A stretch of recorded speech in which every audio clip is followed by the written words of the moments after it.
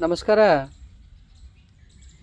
ಇದು ಹೋಲಿಕಾ. ಇವತ್ತು ತಾವೆಲ್ಲರೂ ಭಾಳ ಗಮನದಿಂದ ಕೇಳಬೇಕು ಮಾತು. ಯಾಕಂತ ಕೇಳಿದ್ರೆ ಹಿರಣ್ಯಕಶಿಪನ ತಂಗಿ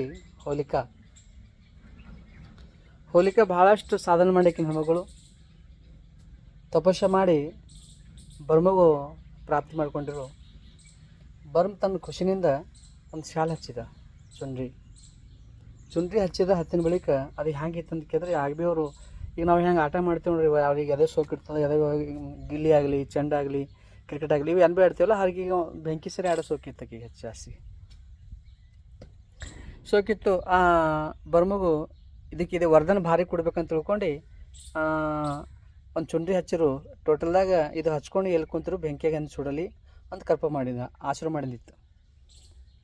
ಬಟ್ ಈ ಹೋಲಿಕಾ ಒಂದು ನಮ್ಮೆಲ್ಲರಿಗೆ ಪ್ರೇರಣೆ ಏನು ಕೊಡ್ತಂತ ಕೇಳಿದ್ರೆ, ನಮ್ಮಲ್ಲಿ ಏನು ಬಿಡ್ತದೋ ಸತ್ಯಕ್ಕೆ ಸಾಧನೆ ಮಾಡಿ ನಾವು ಯಾವಾಗ ಪ್ರಾಪ್ತಿ ಮಾಡ್ಕೋತೀವಿ ಅದು ಭಾಳ ನಮ್ಗೆ ಫಲ ಕೊಡ್ತದೆ. ಅದರ ಆ ಸತ್ಯದ ಫಲ ಸಾಧನೆ ಮಾಡಿ ಒಂದು ಶಕ್ತಿ ಪ್ರಾಪ್ತಿ ಆದ ಬಳಿಕ ನಾವು ದುರುಪಯೋಗ ಮಾಡ್ತೀವಿ ಅಂದ್ರೆ ಜೀವನಕ್ಕೆ ನಾವು ಉಲ್ಟಾ ಹೋಗ್ತೀವಿ. ಯಾಕೆಂದ್ರೆ ಹೋಲಿಕಾ ಭಾಳ ರಿಯಾಕ್ಷನ್ ಅದು ಫಸ್ಟ್ ಅದ.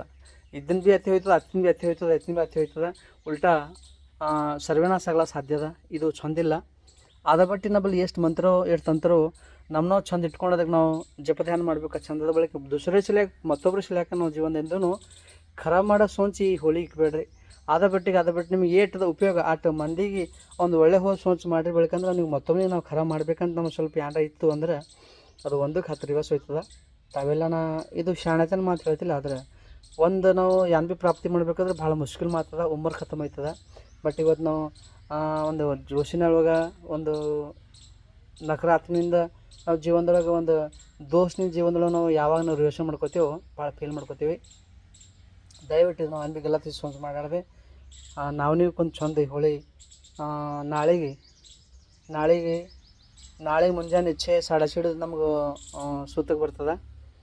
ಆನಂತರ 10 ಮಣಿಗೆ 6:30 ಹಿಡ್ದು 6:45 ತನಕ ಅದಾಯ್ದು. ಬಟ್ 6:45 ತನಕ 10 ಮಣಿಗೆ ಮಧ್ಯಾಹ್ನ 3-3:30 ಭೀ ನಾವು ಸೂತಕ್ಕೆ ಮಾಡ್ಬೋದು. ಯಾವ ನೀತಿನೇ ಮಾಡೋಂಥ ವ್ಯಕ್ತಿ ಹೊತ್ತಳೆ 6:30 ಬಜೆ ಹಿಡಿದೆ ಶುರು ಅದ.